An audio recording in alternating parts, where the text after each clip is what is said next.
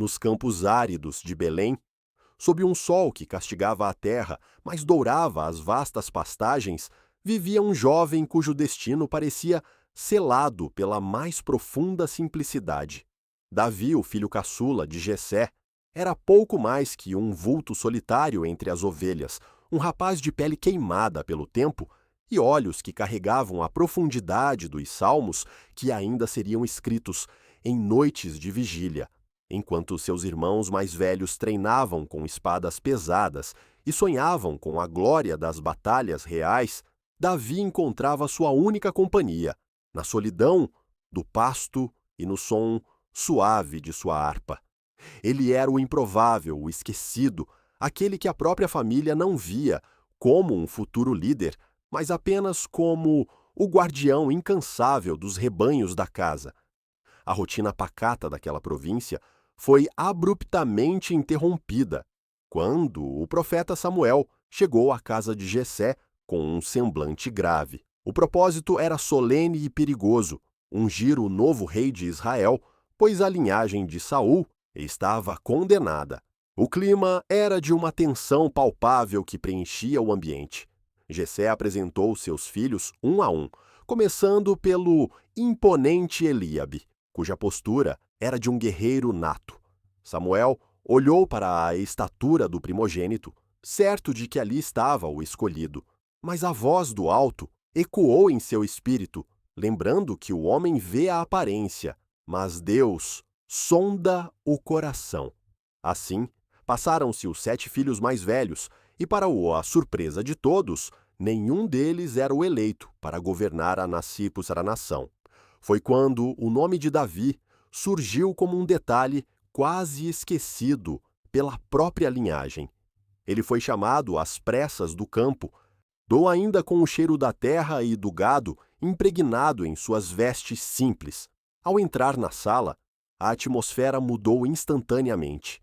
Diante do olhar atônito de seu pai e do ressentimento silencioso de seus irmãos, o óleo sagrado foi derramado sobre sua cabeça jovem. Naquele instante místico, o espírito de liderança repousou sobre o pastor, mas a coroa ainda era um sonho distante e incerto. Após a unção, o silêncio retornou.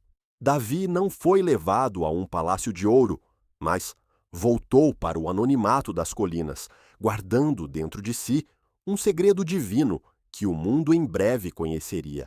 O cenário mudou drasticamente quando os ventos da guerra sopraram com fúria no vale de Elá.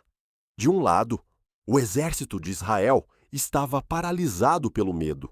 Do outro, os filisteus eram liderados por uma abominação em forma de homem. Golias, o gigante de Gate, era uma montanha de bronze que durante 40 dias humilhou a fé dos soldados hebreus com seus gritos de escárnio. O terror era tão denso que paralisava até os guerreiros mais experientes do rei. Quando Davi chegou ao acampamento para entregar suprimentos aos seus irmãos, ele não viu um monstro invencível, mas sim um insulto direto à honra de seu povo. Enquanto todos os outros tremiam, o jovem sentia uma indignação sagrada queimar em seu peito. Davi recusou as armaduras pesadas de Saul, que apenas o sufocavam e limitavam seus movimentos naturais. Ele preferiu a familiaridade de seu cajado, 5 pedras lisas colhidas no riacho e sua fiel funda de couro. O confronto foi um espetáculo de contrastes absolutos, a força bruta contra a fé inabalável. Quando o gigante avançou, rindo da fragilidade do rapaz, Davi correu com coragem em sua direção. Com um movimento fluido, a pedra voou, cortando o ar como um julgamento inevitável. O estalo do impacto na testa do gigante ecoou por todo o vale antes que o corpo colossal desabasse, levantando uma nuvem de poeira que marcou o fim da opressão filisteia. A vitória sobre Golias catapultou Davi do anonimato para o centro absoluto da história de seu povo. As mulheres saíam de todas as cidades, dançando e cantando alegremente que Saul matara seus milhares, mas Davi os seus 10 milhares. No entanto, O brilho desse sucesso avassalador começou a projetar uma sombra perigosa e densa sobre os corredores do palácio. Lá dentro, o rei Saul observava o jovem herói com olhos turvos, de profunda inveja, sentindo que seu trono vacilava a cada novo aplauso que o povo dedicava ao novo campeão de Israel. O que começou como uma sincera admiração transformava-se agora em uma paranoia implacável que forçaria Davi a atestar sua fé na amarga solidão dos campos de batalha e cavernas.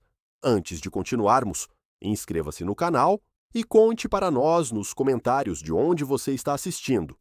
A jornada de Davi está apenas começando, e o deserto silencioso já o aguarda com seus novos desafios.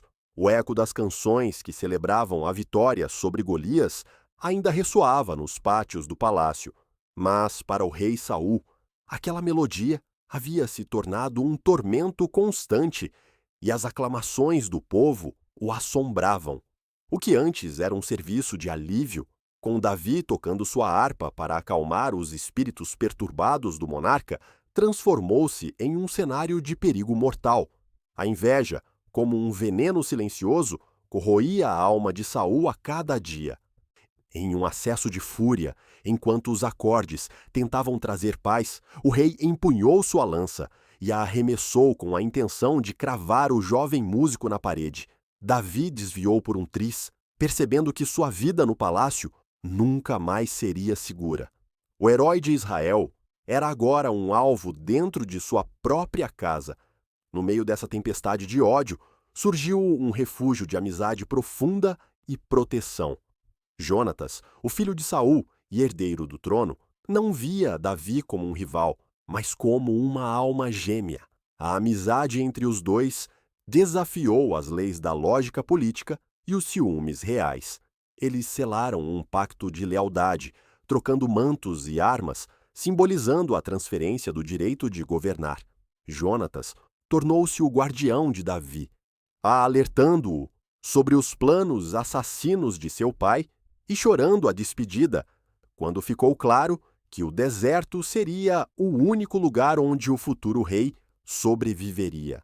Davi tornou-se um espectro nas sombras das montanhas da Judéia, um fugitivo no deserto vasto.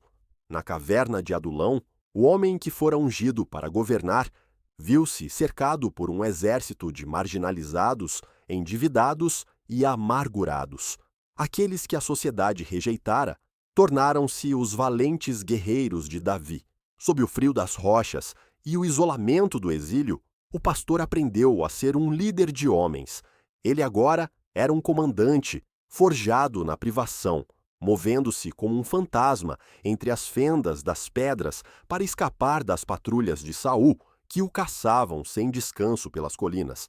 A provação de seu caráter ocorreu sob a luz bruxulante das tochas na caverna de En-Gedi. Saul entrou sozinho no mesmo refúgio onde Davi e seus homens estavam escondidos. Era a chance perfeita de encerrar a perseguição com um único golpe. Com uma faca na mão, Davi aproximou-se do rei adormecido. No entanto, em vez de tirar a vida de seu perseguidor, ele cortou apenas a ponta do manto real. O remorso o atingiu imediatamente. Ele não tocaria no ungido do Senhor. Ao confrontar Saul do lado de fora, mostrando o tecido, Davi provou que sua integridade era maior que sua ambição, forçando o rei a reconhecer a justiça do homem que ele tentava destruir. O destino, porém, foi implacável com a casa de Saul. No Monte Gilboa, o exército de Israel enfrentou uma derrota esmagadora contra os filisteus. Em uma única tarde trágica, Saul e Jonatas tombaram em batalha. Quando a notícia chegou a Davi, não houve celebração pela morte do inimigo, mas sim um lamento profundo que rasgou suas vestes. Ele chorou pelo seu rei e soluçou pela perda de seu irmão de alma, Jonatas, compondo uma ode de dor que ecoaria pela história. O caminho para o trono estava livre, mas o preço pago em sangue e saudade era amargo. Após anos de guerra civil, Davi foi finalmente coroado sobre todas as tribos de Israel em Hebrom. Sua primeira grande ação como monarca foi a conquista da fortaleza de Jebus. Ele a transformou na cidade de Davi, a Jerusalém que se tornaria o coração espiritual e político da nação. A Arca da Aliança foi trazida para a nova capital, com danças e júbilo, simbolizando que Deus habitava no centro do reino. Israel prosperava, as fronteiras se expandiam e o nome de Davi era temido por todos os seus inimigos. Ele havia atingido o ápice da glória humana, consolidando um império onde a justiça parecia ter encontrado um lar definitivo e seguro. No entanto, o poder traz consigo tentações silenciosas e perigosas. Do alto do terraço de seu palácio, em uma tarde de primavera, o olhar de Davi se desviaria para onde não devia. Ele observaria a beleza de Batseba e o desejo começaria a nublar seu julgamento de rei. O homem que venceu gigantes estava prestes a enfrentar um inimigo que nenhuma espada poderia derrotar: seus próprios impulsos internos.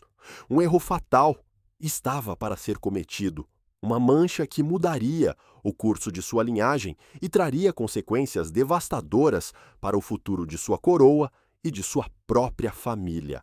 A brisa da tarde soprava suave sobre o terraço do palácio em Jerusalém, mas o descanso do rei trazia consigo um perigo invisível. Enquanto seus generais enfrentavam o calor da batalha contra os amonitas na linha de frente, Davi permanecia na capital, permitindo que a inércia abrisse as portas para o desejo proibido. Seus olhos, que outrora buscavam a orientação de Deus nas estrelas do deserto, fixaram-se agora na beleza de Batseba, que se banhava à distância. O que começou como um olhar fugaz transformou-se em uma obsessão que ignorava leis sagradas e lealdades antigas. Davi a mandou buscar, e o adultério consumado sob o manto do silêncio logo geraria uma vida difícil de esconder. O herói de Israel viu-se subitamente enredado em uma teia sombria de mentiras e desonra. O pânico substituiu a paixão quando a notícia da gravidez chegou ao palácio. Em uma tentativa desesperada de encobrir o que havia feito, Davi convocou Urias, o marido de Batseba e um de seus guerreiros mais leais, da frente de batalha. Ele esperava que a presença de Urias em casa resolvesse o problema da paternidade, mas a integridade do soldado era inabalável. Urias recusou-se a desfrutar do conforto do lar, enquanto seus companheiros de armas dormiam ao relento na guerra.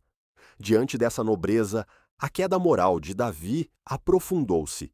Com uma caneta que pesava mais que sua espada, o rei escreveu uma ordem cruel para que Urias fosse abandonado na linha de frente do combate. O plano funcionou. O soldado fiel tombou em batalha e Davi acreditou que seu pecado estava enterrado para sempre. Contudo, os olhos do Criador não se fecharam para as sombras do palácio. O profeta Natã entrou na sala do trono com uma história que despertou a justiça adormecida do rei. Ele falou de um homem rico que roubou a única ovelha de estimação de um vizinho pobre para preparar um banquete. Indignado, Davi sentenciou o homem à morte, apenas para ouvir o veredito devastador de Natã: Tu és esse homem. O impacto daquelas palavras quebrou a armadura de orgulho de Davi. Naquele silêncio absoluto, a glória do reinado foi substituída pelo peso esmagador do arrependimento. Embora o perdão tenha vindo após sua confissão, Natã anunciou que a espada jamais se apartaria de sua casa, e o caos familiar começaria a corroer o império por dentro, trazendo consequências inevitáveis. A profecia manifestou-se em tragédias sucessivas e dolorosas. A traição brotou do próprio sangue de Davi quando seu filho favorito, Absalão, iniciou uma rebelião para usurpar o trono do pai. O rei viu-se forçado a fugir descalço de Jerusalém, de subindo o Monte das Oliveiras, enquanto chorava amargamente a ingratidão do próprio filho. Era um homem envelhecido e humilhado, colhendo os frutos amargos de suas escolhas passadas. A guerra civil terminou com a morte trágica de Absalão, que ficou pendurado pelos cabelos em um carvalho durante a retirada. Davi não celebrou a vitória militar, mas gritou de dor nas câmaras solitárias do palácio, desejando ter morrido no lugar do filho.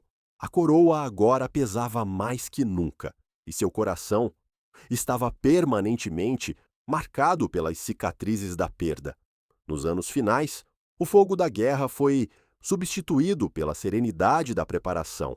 Davi dedicou seus últimos dias a organizar ouro e cedros para o grande templo que ele não teria a honra de construir.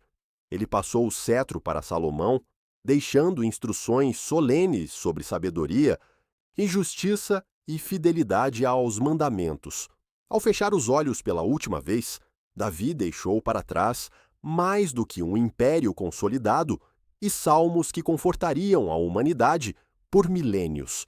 Ele deixou o exemplo eterno de que a verdadeira grandeza não reside na perfeição, mas na coragem de se arrepender e buscar a face de Deus após a queda. Da sua linhagem viria o Messias, o Rei dos Reis, solidificando para sempre o legado do humilde pastor de Belém, que, apesar das falhas, permaneceu como homem segundo o coração de Deus.